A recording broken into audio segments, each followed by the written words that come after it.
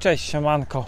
Witam Was serdecznie na podsumowaniu tego krótkiego 30-dniowego wyzwania, które miało wyłonić rekordzistę Polski w jeździe na rowerze, jak widzimy, przez 30 dni.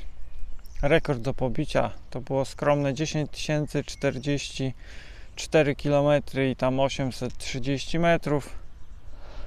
No i niestety nie udało się pokonać tego nie do końca nieosiągalnego rekordu, bo jest on jak najbardziej jest on jak najbardziej do pobicia. W końcu się przekonałem przez te 30 dni, ale kwestie, które przeszkodziły, są kompletnie niestety niezwiązane ani ze sprzętem, ani jak to u Worona Kolarzyny ze zdrowiem, nawet z pogodą. Po prostu pozasportowe sytuacje, no bym się ładnie może zapnął, nie?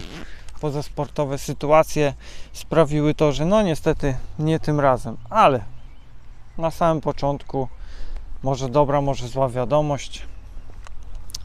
Przy okazji podziękowanie dla partnerów, którzy zgodzili się pisać historię, nawet tą, jak się okazało, nieudaną. Podziękowania dla partnerów i dla tych, którzy pchali, śledzili, kibicowali i byli przez te 30 dni ze mną. Za rok powtórzymy to samo, bo Woron z bagażem doświadczeń jest teraz pewniejszy siebie, że uda mu się to zrobić. Ale żeby to podsumowanie nie było tylko jakimiś liczbami, mam tutaj napisane od Was pytanka. Wezmę sobie każde pytanko, zmiętolę i wrzucę do komory losującej, jaką jest kieszonka z tyłu w bluzie rowerowej i będziemy sobie na nie odpowiadać, bo stwierdziłem, że taka forma będzie chyba najfajniejsza, bo jeśli chodzi o sprzęt, parę pytań będzie ze sprzętem, bo takie zadawaliście, więc takie będą, ale ogólnie o sprzęcie to wypowiemy się w oddzielnym filmie, jak to wyglądało, co to było i tak dalej, i tak dalej. Także lecimy, miażdżymy tutaj sobie te rzeczy. Co Wam mogę powiedzieć? Przez 30 dni z głowy będę mówił, bo niestety telefon jest po drugiej stronie, czyli nagrywa tą akcję. Tak, przez 30 dni udało zrobić się 6022 km z groszem. Spaliłem ponad 101 000 kalorii. W siodle, samym siodle, czyli samej czystej jazdy było 235 godzin. Tutaj mamy na tej statystyce liczbę godzin, jakie były od momentu włączenia licznika, bo chodzi o to, że w momencie włączenia licznika ja mogłem ustawić live'a, więc te 30 minut co najmniej z każdego dnia możemy sobie gdzieś tam odliczyć, ale i tak sam fakt 235 godzin uważam, że robi wrażenie w ciągu tych 30 dni, bo wychodzi nam ile? 230, nie będzie 240, no 60 godzin, tak, a możemy sobie zobrazować tym, że przeciętnie człowiek pracuje 40 godzin w pracy i wiecie, no tutaj ta praca różniła się tym, że nie było przerwy na urlop, że tutaj nie możemy sobie za bardzo usiąść, bo wtedy nam się nic nie liczy, czyli praca nie idzie do przodu. Także no, bardzo ciekawe doświadczenie. Dobra, kończymy tutaj gnieść nasze rzeczy. Także z takich suchych danych, czyli 6000, bo nie było tego pytania, dlaczego się nie udało, więc ja Wam po prostu powiem wprost, bo tu nie ma co ukrywać. Na live'ach z każdego dnia gdzieś tam to się od dnia trzeciego przewija. Moi drodzy, jeśli Wy będziecie chcieli spróbować pobić rekord Polski w jeździe na rowerze, najdłuższy dystans, nie róbcie tego, co Woron zrobił, czyli nie kupujcie samochodu przed startem. A dlaczego? Dlatego, ponieważ to spowodowało, że straciłem w sumie dużo czasu na to i tego czasu, dajmy na to, na jeżdżenie, i niestety głowa też tego, jak się okazuje, z czasem nie ogarnęła. Ja tu mieszam, żeby nie było, nie? Głowa nie ogarnęła tego tematu, jak się z czasem okazuje, bo gdzieś tam się działo z tyłu. No i okazała się wada, taka, wiecie, ukryta, że kupujecie samochód, Wy zrobicie, nie wiem, 50 km, bo tyle od Zamościa był kupiony samochód, i się okazuje, że auto się nie nadaje do jazdy. No dojechało, ale już nie wyjechało z warsztatu, bo coś tam się stało. Mniejsza o to, co tam się stało, ale weźcie pod uwagę mój argument, dlaczego akurat to zrobiłem, bo pracując w delegacji potrzebowałem akurat tego narzędzia do tego, żeby po rekordzie móc funkcjonować, więc tutaj uważam, że 90% ludzi zrobiłoby to, co ja, bo 90% ludzi jest na tyle, bo 10% ludzi jest na tyle bogatych, że temat by olało i zrobiłoby rekord. No ale niestety nie każdy ma takie szczęście. Właśnie patrzę się na to kochane, nieszczęśliwe autko. Boże, mieszam. Woron, zaczynajmy. Będziemy z jednej kieszonki do drugiej to przykładać. Minus jest taki, że zaraz się zrobi ciemno, ale nie ma to, uważam, żadnego znaczenia. Jak będziemy robili w ciemności, to mamy latarenkę, więc będzie klimat samego bicia rekordu, bo tam też jeździliśmy w nocy. No i tak, jaką najważniejszą lekcję wyniosłeś z tego przedsięwzięcia? Więc od razu mamy pierwsze grube pytanko. Jakość wideo nie jest jakoś super, więc raczej nie zobaczycie z bliska. Jaką najważniejszą lekcję wyniosłeś z tego przedsięwzięcia? Może Was zaskoczę, może nie. Na pewno nie zaskoczę osób, które oglądały, śledziły do tej pory każdy dzień z tego bicia rekordu, i największą lekcją, jaką wyniosłem z tego przedsięwzięcia, jest niestety, powiem Wam szczerze, ciężko mi się o tym mówi, niestety największą lekcją jest to, że dowiedziałem się, kto w sumie jest blisko mnie, kto chce być, kto traktuje mnie jak kropkę i kto traktuje poważnie. Także w skrócie, Woron Kolarzyna został sam na tym świecie, tak praktycznie dosłownie, więc to będzie taka największa lekcja, no kurczę, chyba życia. Kolejne. Kiedy spanie i jedzenie? Fajnie, bo pytania były po kolei tak jakby logiczne, ale tu mieszając będziemy mieli różne kolejności, więc myślę, że to jest fajne. Kiedy spanie i jedzenie? Założenie było, że śpimy od 24 do 5 rano, czyli 5 godzin dziennie, bo wyjazd miał być planowany między 6 a 22, żeby też był czas na świadka, bo każdy dzień musiał być zaraportowany potwierdzeniem świadka. Spanie, jak wyglądało spanie? Kurczę, na początku dałem sobie 10 dni takiego, wiecie, takiej adaptacji, sprawdzenia, jak w ogóle organizm mój to zaakceptuje, bo jak wiecie, no z IBS-em, nietolerancją histaminy, to w ogóle wyzwanie, uważam, że level hard i trzeba dorzucić jakieś 3 razy do trudności tego zadania, więc regeneracja to był największy znak zapytania, bo w moim przypadku regeneracja jako tako nie istnieje, bo po każdej normalnej jeździe na drugi dzień zazwyczaj jestem zgonem, ale jeśli nie jeżdżę pod kontrolą, więc tutaj był też egzamin taki, żeby bardzo, ale to bardzo kontrolować każde przekręcenie korbą. Więc spanie, na pewno nie spałem przez te 30 dni krócej niż 6 godzin w ciągu doby. Bo powiedzmy też tak, że na przykład raz było tak, że poszedłem spać o 22, wstałem o 1, bo gdzieś tam o 1 jechałem, ale w międzyczasie i tak mnie zmogły drzemki, więc finalnie i tak średnio wyszło mniej więcej 6 godzin dziennie, co przy tym rekordzie było trochę szaleństwem, bo tyle godzin snu to nie mamy czasu na jedzenie, na spanie, nie mamy czasu na jedzenie, na jeżdżenie, na różne inne wokół tego sprawy, ale finalnie 18 godzin mamy na całość.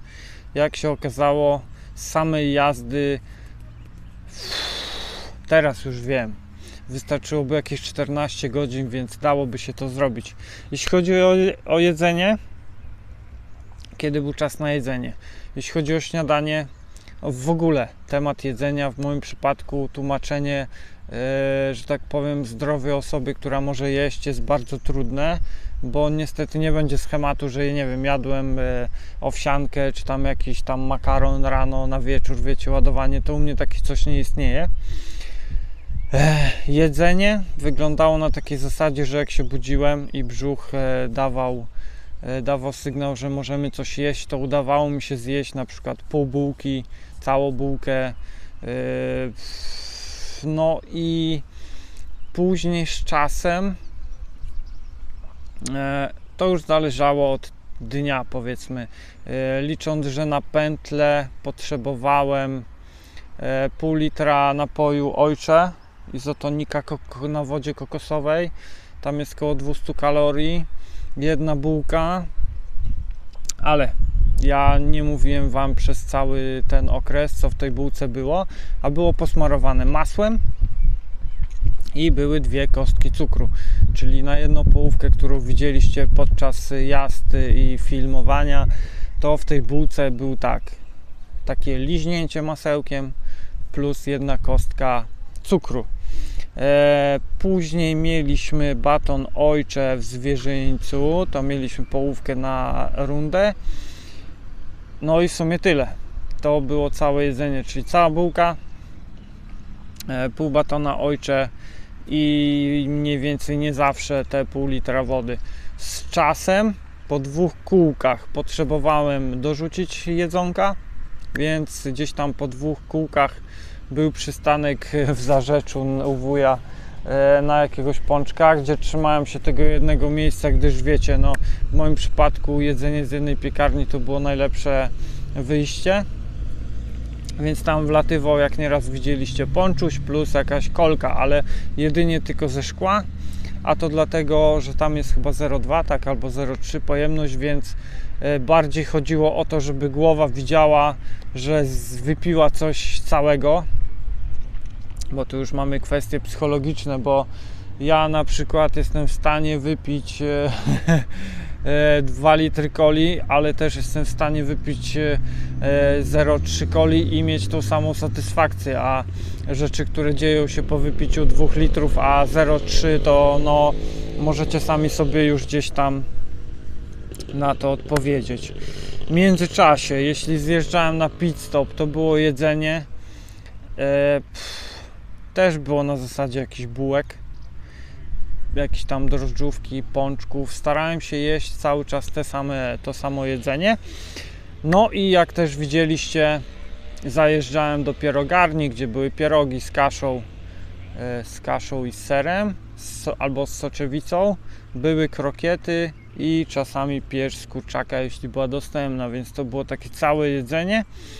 No i finalnie, jak później liczyłem, to główne kalorie były z picia, były gdzieś z Coca-Coli. Ja wiem, że to nie jest zdrowe, tylko że wiecie, przy IBS-ie trzymamy się rzeczy, które w teorii nam nie szkodzą, czyli na zasadzie takiej, jak testujemy, nie szkodzi, to jemy, jak szkodzi, to nie jemy i nie patrzymy na to, że akurat według regułki to nam szkodzi.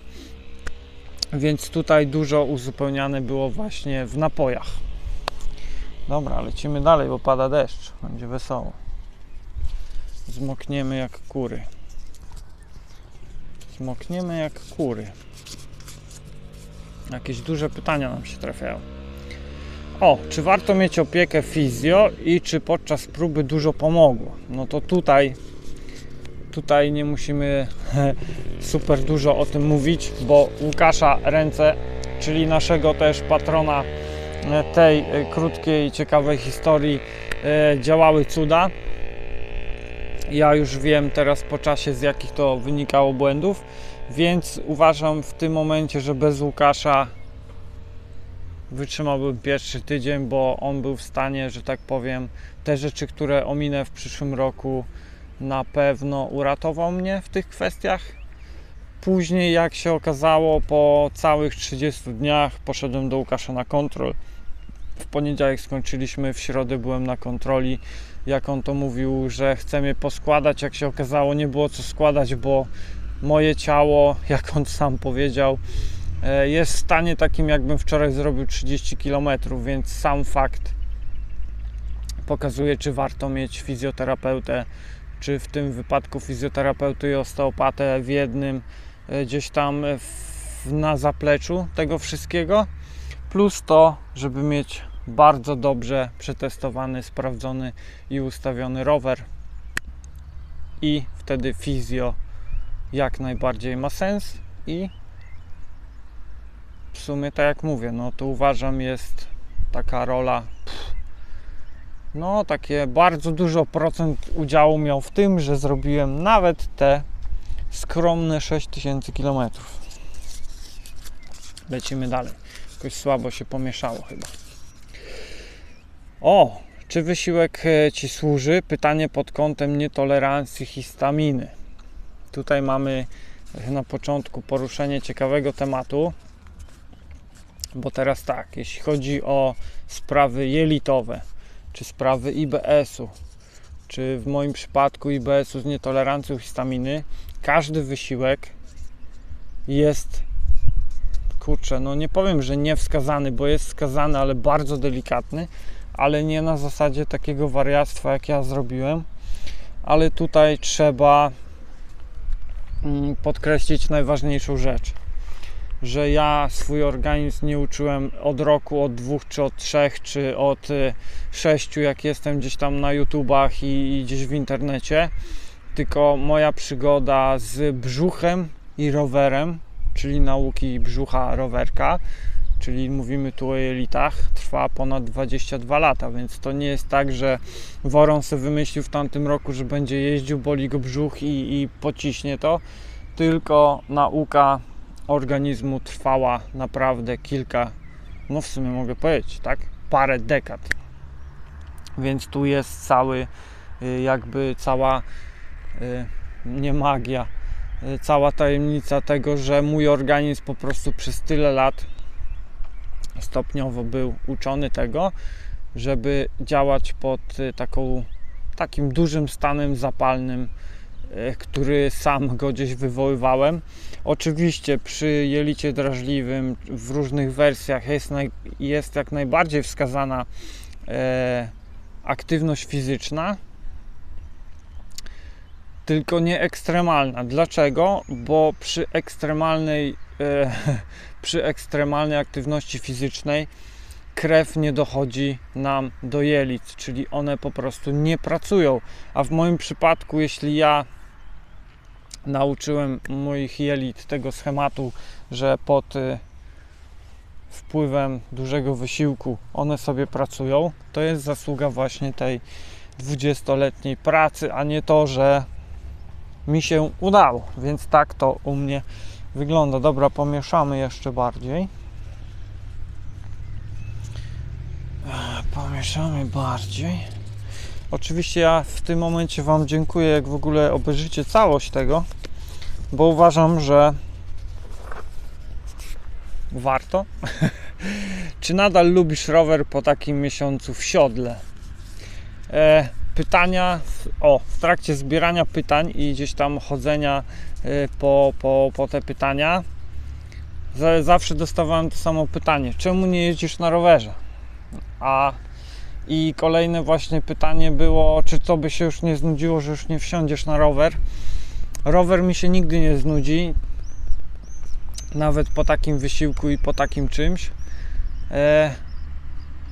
A to, że nie jeździłem przez 4 dni od momentu, czyli w poniedziałek skończyłem i dopiero wsiadłem chyba na rower w piątek wieczorem, to wynikało tylko z tego, że po prostu dałem czas swojemu organizmowi na to, żeby po prostu odpoczął fizycznie i psychicznie, a nie to, że na przykład, nie wiem, nie lubię jeździć, czy mi się znudził. To kompletnie dwie różne rzeczy.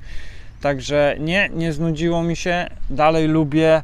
Wczoraj zrobiłem chyba 150 km, nawet nie wiecie z jaką wielką przyjemnością.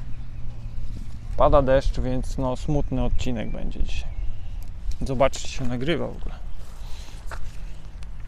Dobra, nagrywa się. Dobra, co my tu mamy dalej?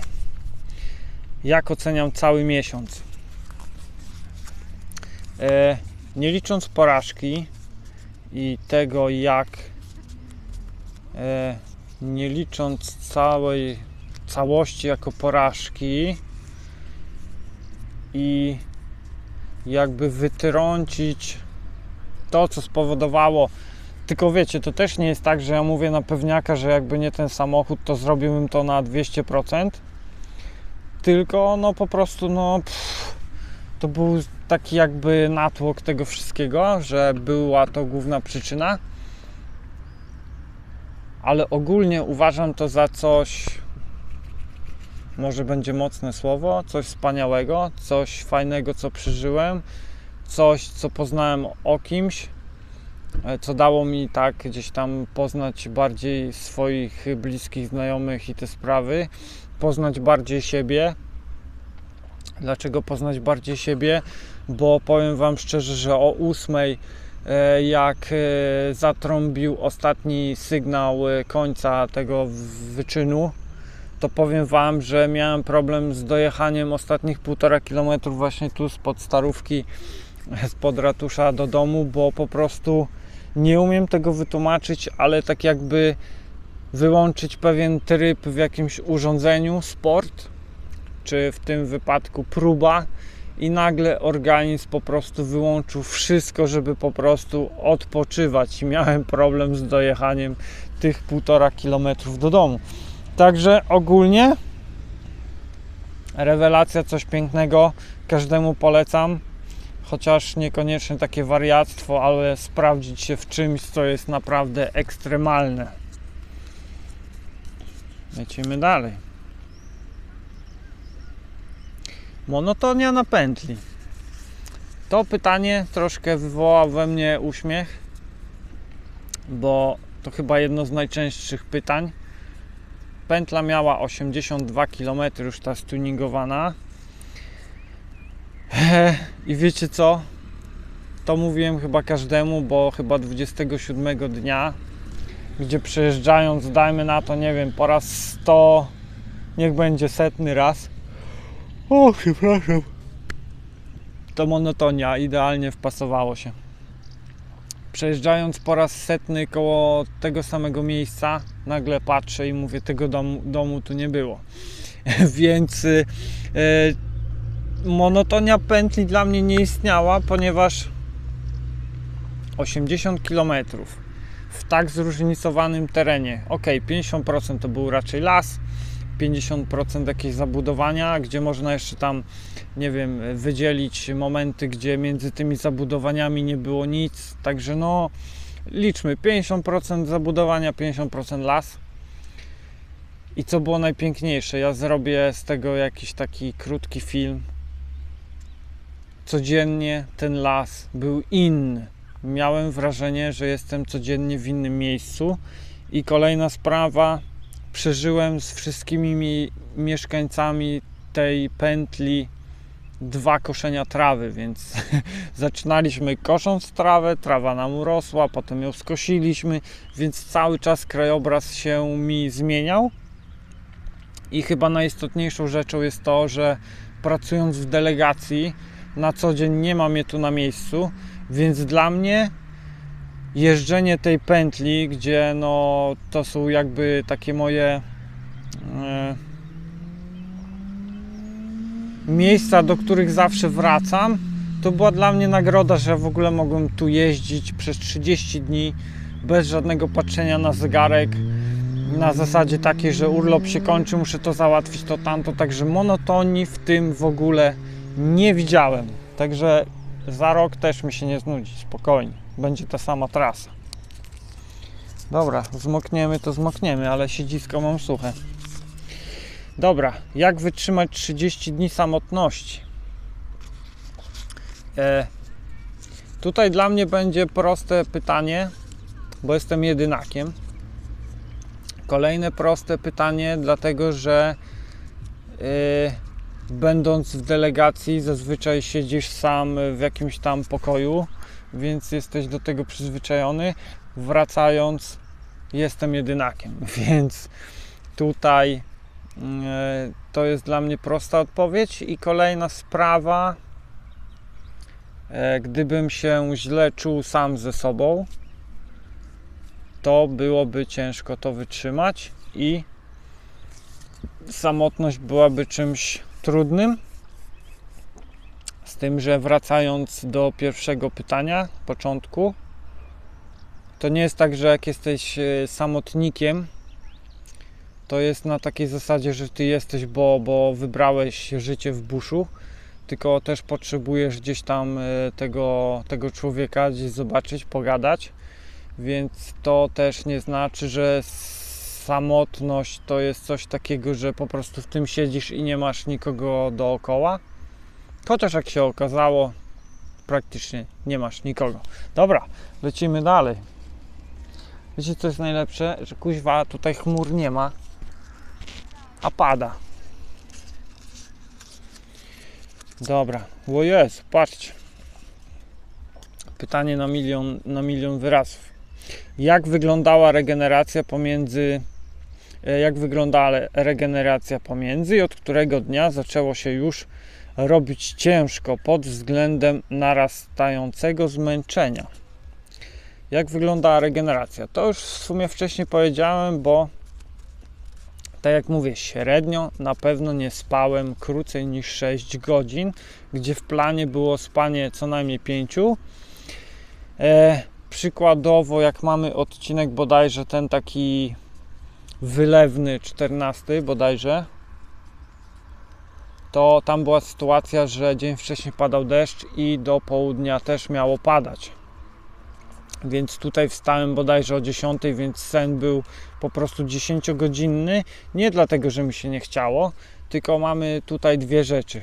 Pierwszą, nie jedziemy w złych warunkach, nie psujemy siebie jako siebie fizycznie i psychicznie, nie rozwalamy sobie sprzętu, bo później musimy też stracić czas na to, żeby ten sprzęt wyczyścić. I tu był na przykład sen bardzo strategiczny, gdzie naprawdę fajnie się wtedy czułem po tych 10 godzinach, bo w moim przypadku no tym bardziej 10 godzin jest mega dobrym jakby dobrą liczbą, nazwijmy to, jeśli chodzi o regenerację i o sen. A dalej od którego dnia zaczęło już się robić ciężko? No to był tak, 30 dzień był w niedzielę, to mieliśmy odcinkę, 29, 28. To już było na zasadzie takiej, że budzę się i nie mogę się ruszyć. Także 28 dzień był takim dniem, o dziwo, bardzo, bardzo późno, który po prostu organizm powiedział: Woron, jesteś głupi, nie wstajemy. Także 28 dzień był taki trudny, bo 29 dnia chyba zrobiłem coś koło 200 km, czy tam 280, już nie pamiętam. No i w niedzielę wstałem i mamy tą samą akcję, że po prostu no odcięło. Znam przyczynę. Już, jak będę teraz ziewał? Przez ten deszcz pewnie. Znam przyczynę, dlaczego się tak wydarzyło, że odcięło mnie akurat w tych momentach. Nie wiem, czy o tym teraz mówić, bo światło nam się gasi, a upatruję ten problem w tym, że biorąc udział w maratonie, a to już mam nowe pytanie, biorąc udział w maratonie, po prostu poleciałem trochę za grubo. W skrócie, jeżdżąc przez 20 bodajże 1 dni ze średnią 110 watów, nagle wskoczyłem gdzieś tam na około 160 przez 7 godzin i w moim przypadku organizm musiał tak zareagować. Że zareagował tak późno, to i tak jest szczęście. Dobra. Oświetlenie. Czy byś zmienił? To jest dobre pytanie, bo potem się okazało, że ja moją super lampką, która świeci w nocy lepiej jak samochodowa, niż samochodowe reflektory, zabierała za dużą powierzchnię czołową i tutaj akumulator, jak się okazuje, też przeszkadzał. Oczywiście ja to muszę sprawdzić na sucho, nie pod jakąś presją rekordu, czy naprawdę to, co się zadziało po tym, jak zdjąłem tą lampkę, czy naprawdę to spowodowało aż taką różnicę. Bo teraz tak, mamy rower aerodynamiczny i w punktach, jak później gdzieś badałem, sprawdziłem sobie filmiki z tunelu aerodynamicznego, że po prostu ten tutaj punkcik, który ja zasłoniłem i ta lampa, która tutaj była, to ta lampa może aż tak nie zepsuła tej aerodynamiki, ale to tutaj po prostu rozwaliło całą aerodynamikę, patrząc na powierzchnię, jaką nam w tym momencie zrobiło. No i się okazało, że byłem nagle 1,5 km na średniej szybszy, ściągając lampkę, bo nie wierzę, że 1,5 kg zrobiłoby taką różnicę na takim profilu trasy. Także tak wygląda oświetlenie. No i oświetlenie, dlaczego cały czas takie było? Bo chciałem być po prostu fair odnośnie użytkowników dróg, żeby każdy mnie widział, że w każdej chwili mogę sobie włączyć normalne światła, w nocy jechać wtedy po prostu normalnie, czyli w miarę szybko. Także stąd była na początku decyzja. Teraz już wiem, że zmieniłbym to i zmienię to na przyszły rower. Czy zmieniłbym rower? Mamy kolejne pytanie. Rower, czy bym zmienił? Troszkę odwrócę to pytanie, bo rower został zmieniony specjalnie pod tą próbę. Bo na Fujiksonie chciałem to robić, ale czułem,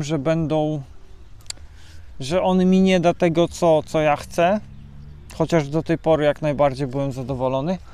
Chciałem coś właśnie typowo aero, chciałem przede wszystkim sprawdzić, czy to działa, czy w takich rowerach szosowych to, co się mówi, to naprawdę tak jest, jak jest. No i jak będziemy opowiadać o Madonce jako samym rowerze, a nie o sprzęcie, na jakim jechałem, to naprawdę ja jestem w szoku. O Jezu, mamy jakieś długie pytanie. Sprawdzę, czy się nagrywa znowu. Jest, mamy 33 minuty, nie jest najgorzej. Pytań coraz mniej. Czy posiadanie własnego teamu pomogłoby skupić Ci się bardziej na jeździe? Czy w przypadku takiej jazdy na bicie rekordu nie ma to aż takiego wpływu? Wiecie co? To jest bardzo dobre pytanie, bo posiadanie, rozdzielmy to na dwie rzeczy. Jeśli jesteś zdrowy i możesz jeść normalnie, to posiadanie takiego teamu moim zdaniem powinno być obowiązkowe. W moim przypadku muszę powiedzieć z czasem, że pomogłoby na trasie, niekoniecznie musi pomóc,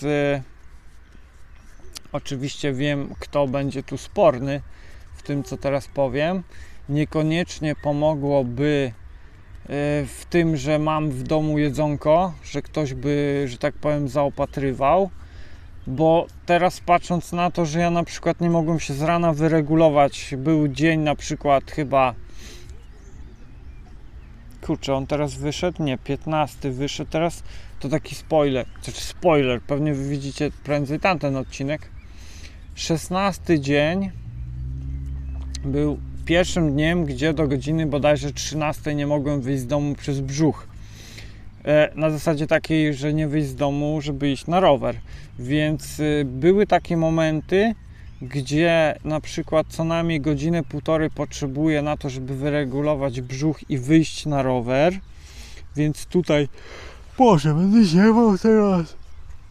Ojejku. Więc czas na zakupy spokojnie jest, że tak powiem, nie w ramach takiego, że straty, tylko w czasie, kiedy po prostu siły wyższe, czyli kupa, nie pozwala nam wyjść z domu, więc wyjść na rower, dwie różne rzeczy. Wyjść na rower, więc tutaj spoko, ale gdybym miał team na przykład i chciałbym na dzień dzisiejszy wziąć sobie team na przyszły rok, to team na pewno odpowiadałby za to, że nie mam ze sobą nic oprócz bidonu, lampki z tyłu, lampki z przodu, licznika. Czyściutki rower, żeby ważył jak najmniej. Na tym by mi zależało, że wiecie, w każdym momencie gdzieś tam dzwonię, oni są w pobliżu, dajmy na to, jakby stali w Obroczy, to mają do każdego punktu 20 km, więc w 20 minut są w stanie do mnie dojechać.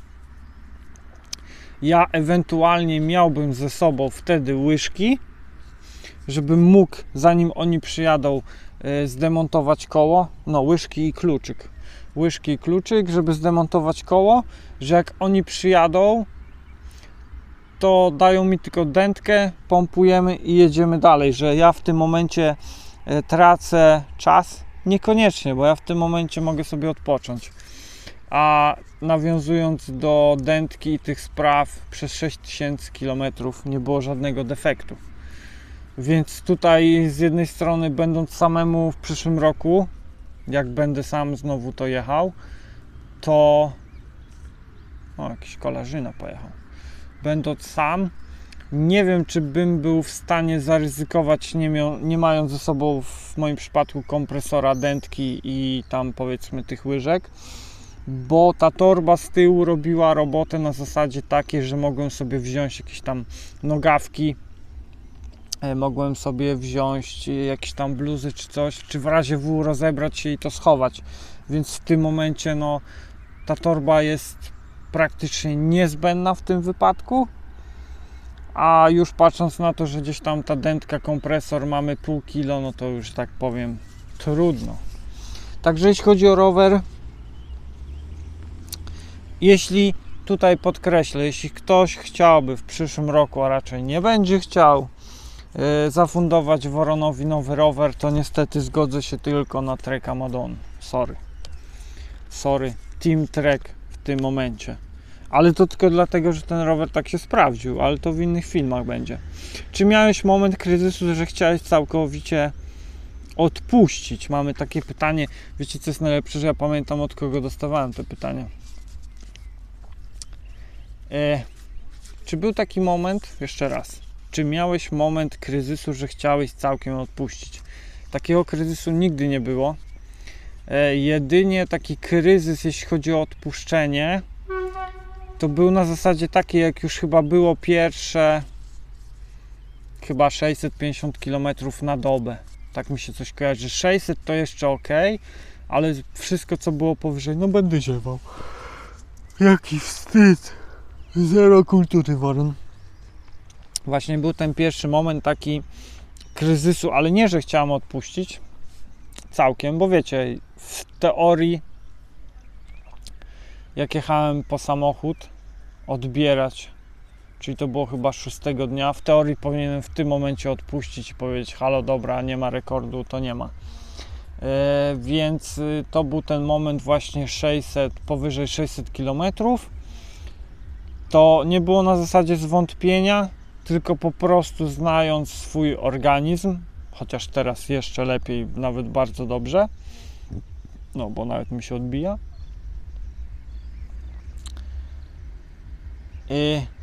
Chciałem sprawdzić, ile bez napinki jestem w stanie dociągnąć przez te 30 dni. więc o jakimś takim kompletnym odpuszczeniu, wyłączeniu tego trybu Terminatora racingowego nie było w ogóle mowy. Także jako takiego kryzysu nie było, mimo że kryzysy w głowie były i to już pewnie widzieliście ten film. Ile trzeba jeść, żeby... O, znowu od tej samej pani. Ile trzeba jeść, żeby organizm nie odmówił posłuszeństwa? Liczyłem dzisiaj, tak na szybkiego, że średnio wychodziło mi 350 kilokalorii na godzinę. Patrząc, że średnio, jeśli chodzi o doby, to robiłem około 280 km, bo były dni takie na zasadzie, że były tam 10 km, 30, 70, to jak weźmiemy tak do kubki te kilometry, odejmiemy dni, to tak gdzieś mniej więcej chyba wychodziło jakieś 280-270 km. Zajmowało mi to 10 godzin, czyli trzeba jakieś 3500 kalorii. Kwestia tego typu, że noworon na tyle nauczył swój organizm jazdy bez jedzenia, że wiadomo, te kalorie podejrzewam, że 1 do 1 spalam jak zdrowy człowiek, no będę ziewał. Nie wierzę. A to widać dlatego, że Monstera nie było dzisiaj. Czekajcie, bo zapomniałem, nie? Widzicie, mgła mózgowa. Jak ktoś ma mgła mózgowa, niech se dało, od razu zbada. Organizm nie ile trzeba jeść, tak? Ile trzeba jeść. W moim przypadku, jak się okazało, to właśnie, powiem brzydko teraz, Monster, Cola, Ojcze to są te 3 składniki, które uratowały mi dupę. Kurde, no co mam wam się nie przyznać. Wchodził litr Monstera w ciągu dnia. Co najmniej u wuja jakieś 2 buteleczki, można powiedzieć to pół litra. Z pół litra w domu to mamy niech będzie też litr kolki tego i tego. No i mniej więcej 3 butelki Ojcze. Czyli mamy tak 800, dobrze liczę, nie. Tak, tu 800, jakieś 1000, dobra, niech zaokrąglimy, 1400 kilokalorii wlatywało z samego picia, co uważam, że mnie uratowało. Z jedzenia nie wiem, czy będę w stanie policzyć. No ale tak z 1500 na pewno wlatywało, bo kurde, później i to będzie nauczka i na przyszły rok będę, już z panią rozmawiałem, właścicielką. Kurczę, nawet nie wiecie, jak dobrze mi wchodził kebab. Powiecie, że to jest niezdrowe i te sprawy. Tylko że jeśli idziecie do restauracji, gdzie, nie do kebaba, do restauracji, gdzie sami pieką bułkę czy tortillę, czy nawet ciasto do pizzy, że sami nadziewają mięsko, czyli kupują to mięsko nie z jakiegoś pala, sami robią sosy i powiedzmy, znając tego kepsika od, nie wiem, 20 lat, jedząc go i nic ci nie jest, a idziesz do innego, to nawet nie zdążysz zjeść połowy, idziesz na kibel. Więc tutaj mamy tak jakby, wiecie, to jest kwestia później dogadania składu, że powiedzmy na pewno nie byłoby pomidora dla bezpieki, może 2 razy mniej sosu niż normalnie, żeby tylko powiedzmy mieć trochę tam smaczku. I to zacząłem praktykować chyba od 20 dnia, że zajeżdżałem tam powiedzmy o 16, jechałem na pit stopa, jadłem połówkę i drugą połówkę, więc nie jadłem całego kebaba. Nie wiem, ile tam ten kebab mógł mieć, 700 kalorii, więc myślę, że udawało mi się spożywać no na upartego 3000 kalorii, więc deficyt nie był za duży, ale co mogę, to będzie to pytanie, to wam nie będę zdradzał, więc mniej więcej tak to wyglądało. No u mnie jest ten problem, że ja muszę tak trochę łopatologicznie podchodzić do tego, bo u mnie będzie powiedzmy, dajmy na to 10 produktów, których muszę się trzymać, bo one mnie będą trzymały. O, może tak. Oczywiście, możecie zadawać pytania, pod filmem możecie zadawać w komentarzach pytania, które na przykład tematy byście chcieli rozwinąć nie na zasadzie odpowiedzenia w 2 minuty, tylko po prostu zrobienia na ten temat film. Jestem na to otwarty. Patrzcie, to się nazywa worona szczęście, wtedy kiedy nie trzeba. Waga ciała. Tak, to jest bardzo ciekawy temat, bo startowałem z wagą ciała 72 kg. To jest ważne. W udzie miałem 60 cm, bo jakieś 2 tygodnie przed przyjazdem na próbę ważyłem coś koło 74 i w udzie miałem 62 cm, więc powiedzmy, że to była taka masa redukcyjna. Ostatniego dnia zważyłem się, ważyłem 71 kg, czyli po 30 dniach straciłem 1 kg, ale uwaga, w udzie było tylko 57 cm. Ciekawostką jest to, że przez te 4 dni, które nie jeździłem, przytyłem do 70 chyba 3. W udzie wróciło mi 60, więc te 3 cm w obwodzie, co pokazuje, jak duży potencjał glikogenu ma moje ciało i mięśnie. Bo po pierwszym tygodniu, uwaga, schudłem 4 kg. Więc w tym momencie gdzieś ten deficyt kaloryczny na pewno psuł mi to, co jejku, no będzie doświadczeniem na przyszły rok, bo wiecie, to nie jest tak, że woron kolarzyna naje się żelków, bo jeśli chodzi o słodkie rzeczy, kurde, chyba tylko delicje były ze słodkich rzeczy. Widzicie, i tu was bym oszukał, bo po 10 dniu, jak dobrze pamiętam, wchodziło 100 chyba 20 gramów milki, bo kupowałem tą dużą i jadłem połowę w ciągu dnia. No więc kurczę, powiem wam, to jest ciekawy temat, jeśli chodzi o jedzonko i mój brzuszek, bo tak mniej więcej po 15 dniu wlatywało praktycznie większość rzeczy, na które miałem smak, a nie mogę. Dobra, losujemy dalej, sprawdzamy, żeby nie było. 47 minut, nie jest źle. Jeszcze jest jasno. Czuję się jak w takim ekologicznym studiu z pewnego kanału rowerowego. Dobra. Czy jest satysfakcja? No to myślę, że jak już jesteśmy w tyle minut tego wszystkiego gadania i tych spraw, pewnie będzie dużo przebitek, bo będę chciał to zrobić, dużo przebitek. Kurde, no to jest satysfakcja, to jest nie do opisania. Tego się nie da po prostu opowiedzieć słowami.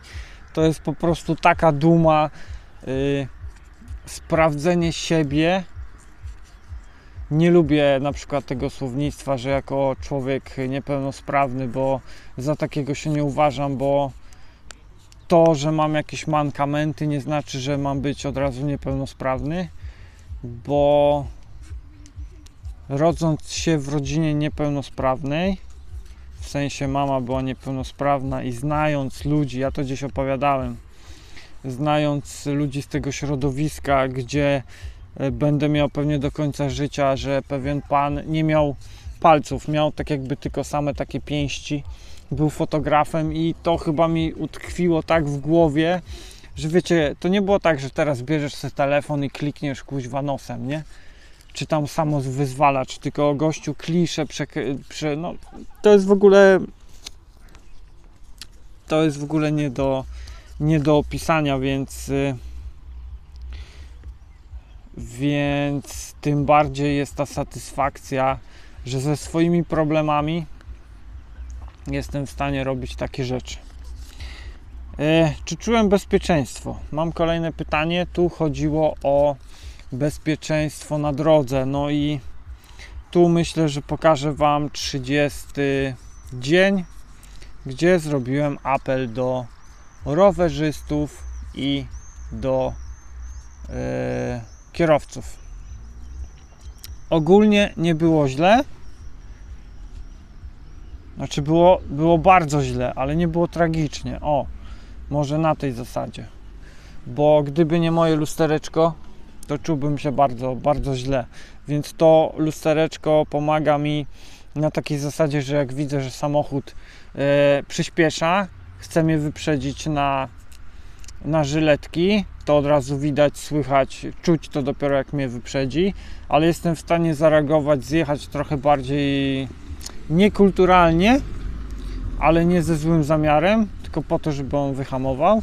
Więc no przez to lustereczko czuję się naprawdę w miarę bezpiecznie w polskich warunkach, bo to trzeba bardzo mocno podkreślić. Witaminki, suple podczas. Boże, to jeszcze tyle pytań będzie? Na pewno, jeśli chodzi o witaminki, to zawsze zapominam. Kwercetyna, cynk,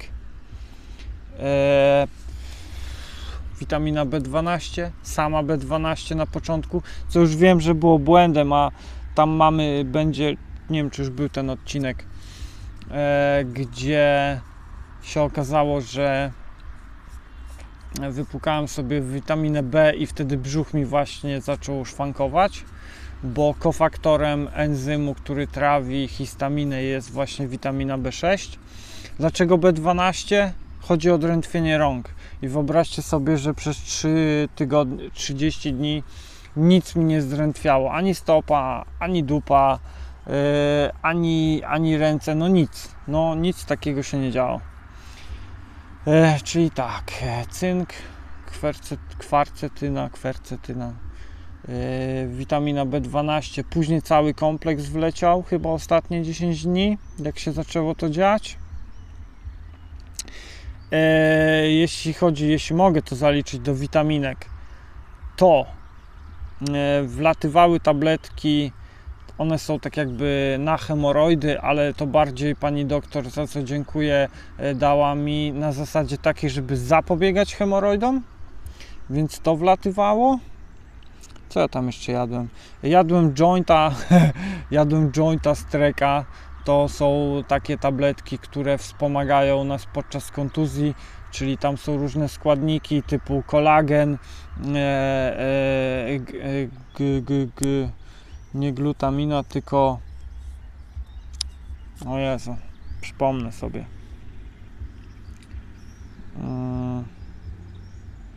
Glutamina, a tu będzie glukozamina chyba. Dobra, nieważne, ale są tam składniki właśnie takie zapobiegające, inaczej, regenerujące stawy, ścięgna na tej zasadzie. I czy ja coś jeszcze brałem? Brałem witaminę C w momencie, kiedy miałem te stany takie bardzo mega zapalne, co Łukasz mnie reperował. Tu dawek wam nie będę mówił w ogóle, bo to nie ma sensu, bo takie rzeczy uważam, że nie powinny wychodzić na światło dzienne, bo no takie dawki to nie są dawki, które powinien brać zwykły człowiek, więc tutaj to pomińmy. Chyba tyle.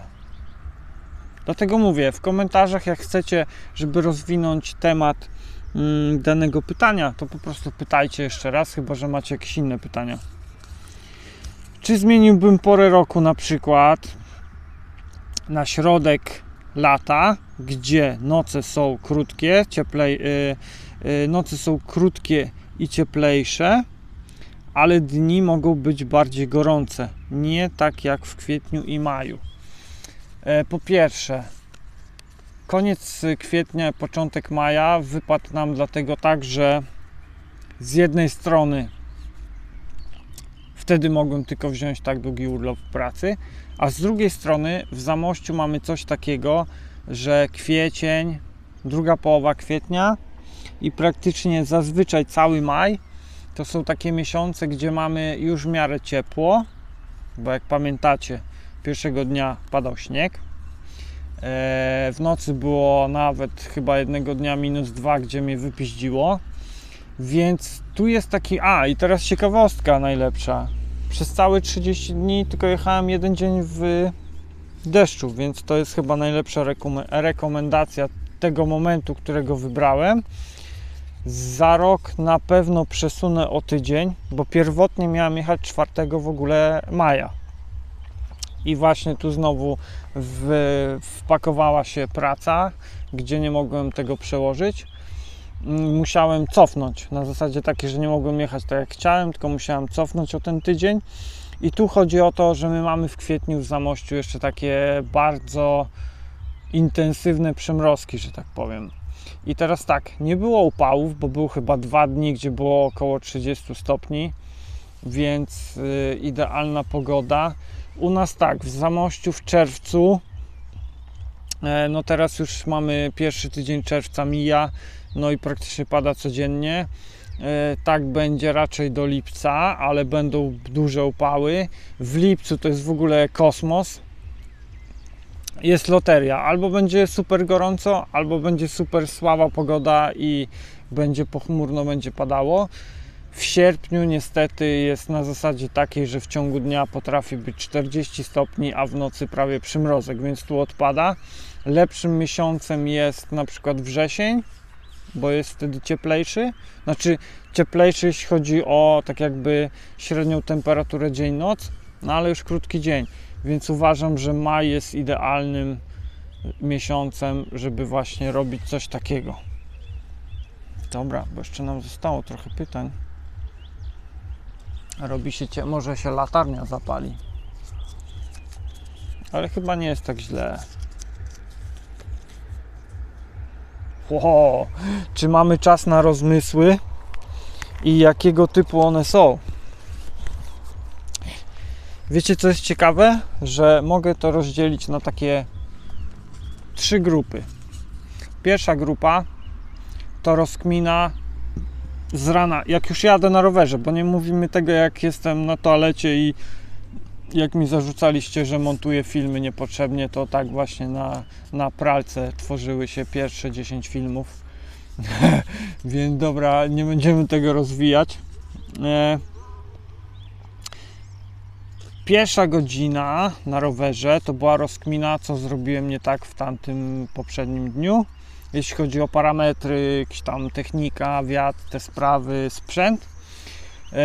Później do drugiej pętli to było takie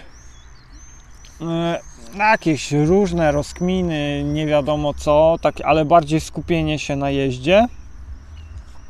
Później jak już stanąłem po 2 pętlach u wuja na kolce, to już w tym momencie tak jakbyśmy zrobili swój jakiś taki mały plan, bo wtedy już było 200 km.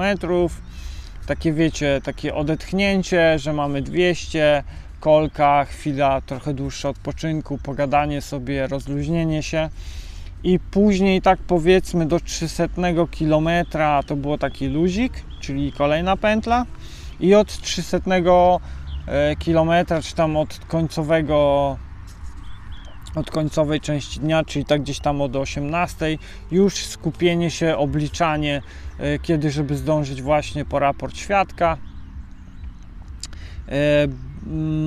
Tak, bo zawsze, że tak powiem, dawałem sobie czas do tej 22, żeby zdążyć. I wtedy klapki na oczy jak koń. Także mamy takie 3 etapy, czyli tak, rozkmina, co było źle wczoraj, te sprawy, co możemy poprawić, takie lekkie skupienie się, żeby zrobić to minimum, później takie rozluźnienie, takie fest, czyli naprawdę myślenie o głupotach, jakieś tam pierdoły i tego, później mamy klapki na oczach i no w sumie dobra, no 4. faza to była na zasadzie takiej, że po raporcie świadka patrzyłem, jak się czuję, czy jest mi zimno, czy jest zimno, ile możemy zrobić, jaka jest pogoda, i wtedy gdzieś tam dokręcałem. Tak mniej więcej to wyglądało. Dobra, nie wiem ile mamy jeszcze pytań, ale karteczki są.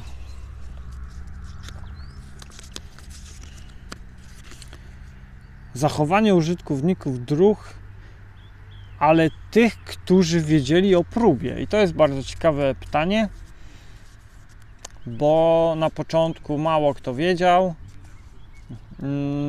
Potem jak już wyszedł, już teraz wiem, jak wyszedł artykuł w tygodniku i w Zamojskim i w Roztocze.net, to zrozumiałem, dlaczego wiedzą ludzie, o co chodzi i do mnie machają, bo nawet rowerzyści, nie kolarze, No, rowerzyści, nie kolarze, jedni drudzy na rowerze. Zaczęli machać, pozdrawiać, więc czułem po tym takim 15 dniu, bo wtedy ukazały się te reportaże.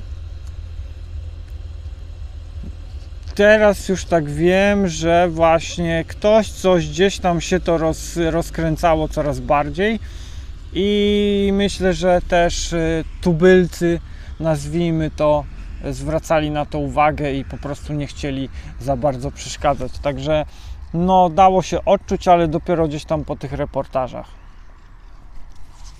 Dobra, lecimy dalej. Tyłek, proszę bardzo. Takie, kurde, pytanie. Tyłek. Jeśli chodzi o tyłek, to na pewno jak śledziliście każdy dzień do, powiedzmy, w tym momencie wyszło 15 odcinków, 15 dni, to wiecie, że na początku gdzieś tam coś tam zaryzykowałem z siodełkiem. U mnie jest coś takiego, że te guzki w miednicy, te odstające, nie wiem jak one się nazywają, Łukasz mi mówił, ja to już zapomniałem. Guzki kulszowe, no dobra, ja mówiłem quickcie, a to chyba guzki kulszowe są. Mam tak śmiesznie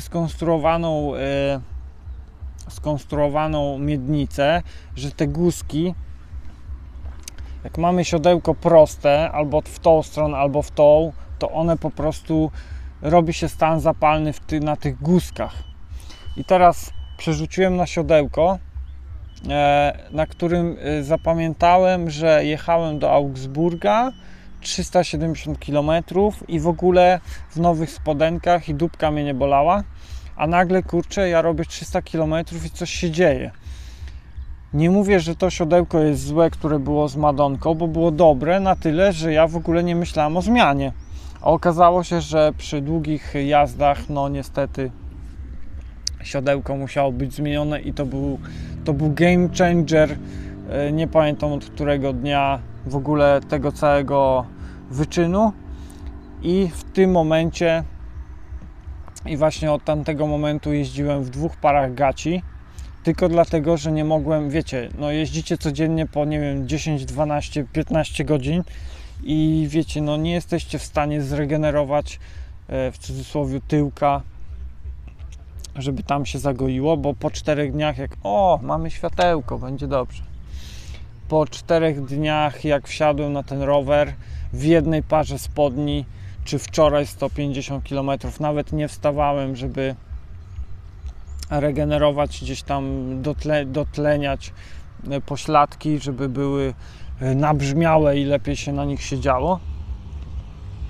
To okazało się, że właśnie ten błąd kosztował na tyle dużo, że po prostu bez 2 par gaci nie dało się jechać. Teraz już wiadomo, będę wiedział, że jeździmy tylko na tym siodełku, spodenki mogą być wtedy jedne, na pewno to będzie duży wpływ miało na krążenie, bo była sytuacja, gdzie w pewnym momencie czułem, jak w pachwinie tętnice były zaciśnięte na tyle, że nie mogłem pedałować, bo spodenki, 2 pary robiły się na tyle ciasne. Wiecie, mniej więcej średnio robiłem 50 000 obrotów korbą, więc no jesteśmy w stanie wyobrazić sobie, jak napompowane były nogi. Więc mimo to, że straciły obwód, tak jak mówiłem o glikogenie, no to wiecie, no jak się napompuje mięsień, no to zrobi to swoje. Także tyłek ma się dobrze, jak widzicie siedzę cały czas, tylko czasami patrzę, czy się nagrywa i teraz to zobaczę. Także o spodenkach wiszę Wam ten filmik, będę musiał zrobić. Wiecie co? Ostatnie pytanie, bo tu mamy paprocha. Ostatnie pytanie. Kurde, spodobało mi się to.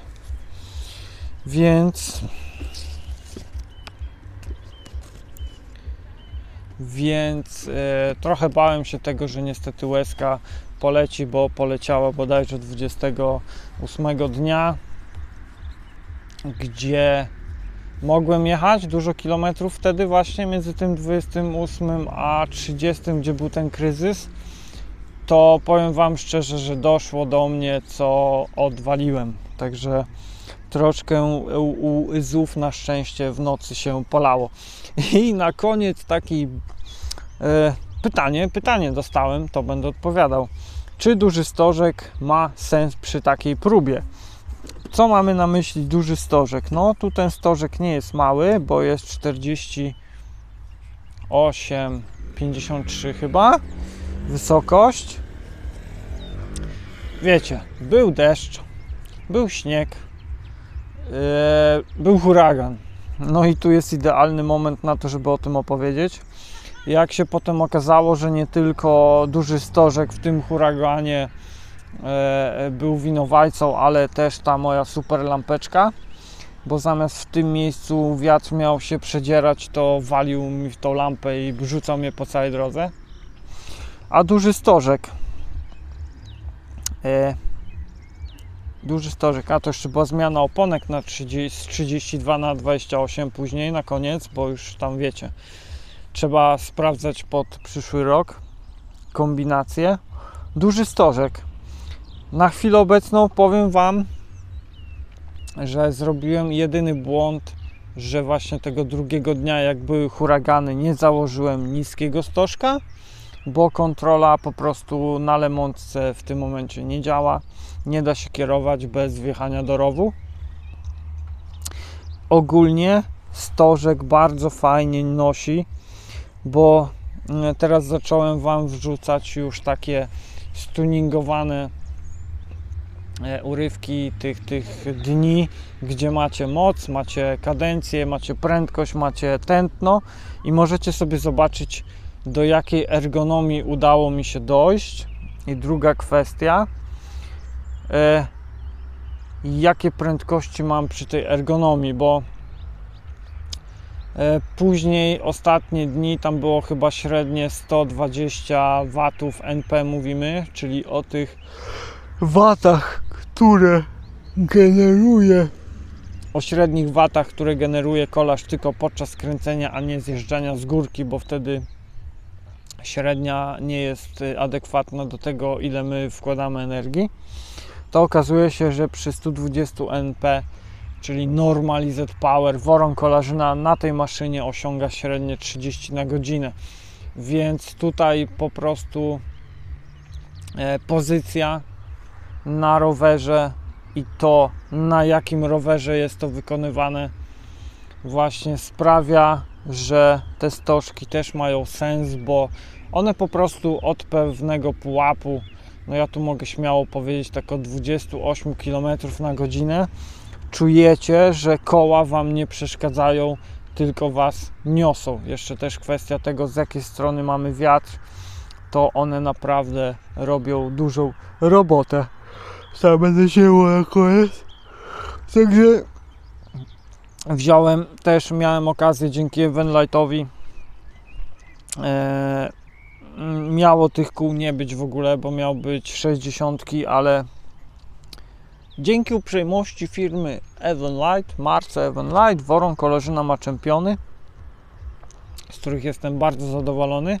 No i oczywiście, jak moglibyście się domyślać, no musiały być Piasty 240.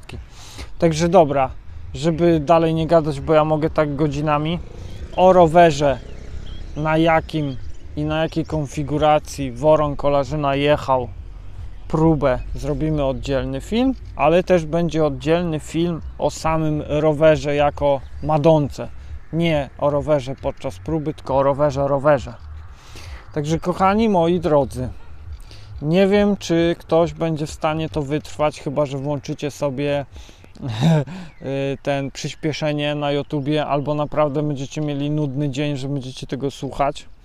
Ja dziękuję z całego serca wszystkim tym, którzy wspierali mnie, nieważne w jaki sposób, ale wspierali, bo reszty no nie mam po co w ogóle pozdrawiać, ale to sobie proszę wrócić do wcześniejszej nawijki, czy z dnia 14.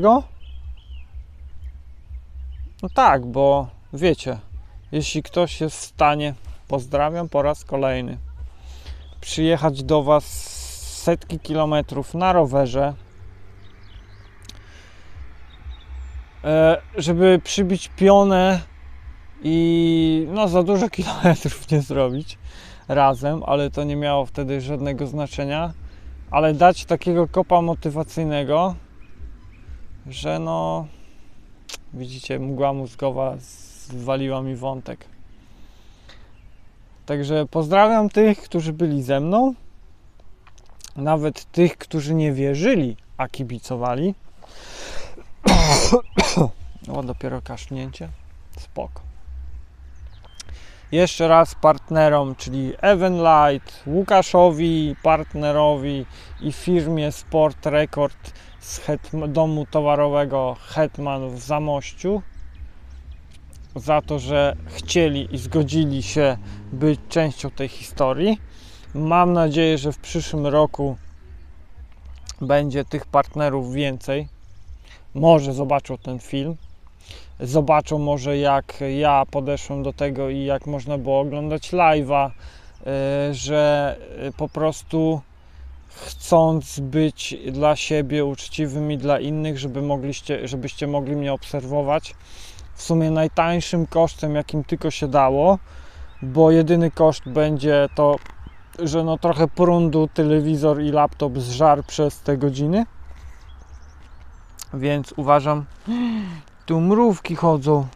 Mam nadzieję, że mnie nie zjedzą. Nie, woron, ale jajca. Jestem Spider-Man, no ale wiecie, mrówki mogą mnie zjeść. No, także mam nadzieję, że ktoś tam obejrzy gdzieś tam z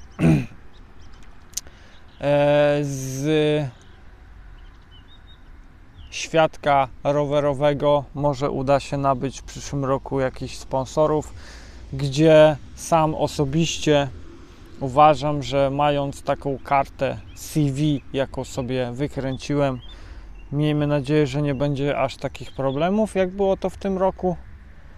Więc no co, z całego serducha jeszcze raz dziękuję Wam. Zostawcie coś po sobie. Widzicie, jestem taki youtuber, że mija 1,5 godziny, a ja dopiero mówię, zostawcie suba. Także dziękuję w tej scenerii. Może trochę Wam pokażę z Zamościa, takiego wiecie. O. No ładnie, jasno jest, patrzcie jaki mamy Zamość. Kurde, można było tak zrobić. Widzicie? Takim akcentem kończymy 30 dni podsumowania. Nie, takim akcentem kończymy podsumowanie 30 dni próby bicia rekordów jazdy na rowerze. Także dziękuję, trzymajcie się. Hej!